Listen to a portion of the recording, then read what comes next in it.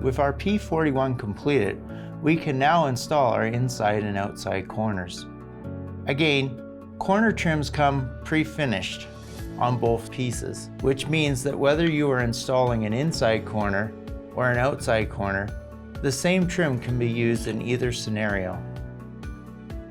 Measure from the top of the P41 to the top of the wall. Subtract 3 inches from your measurement and make your cut.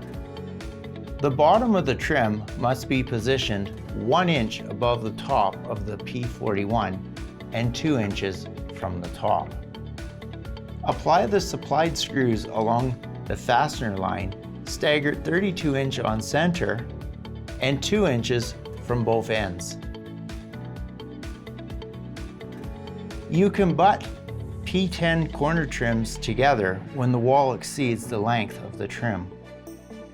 Remember not to overlap the trims and leave all the top caps off until the plank installation is complete.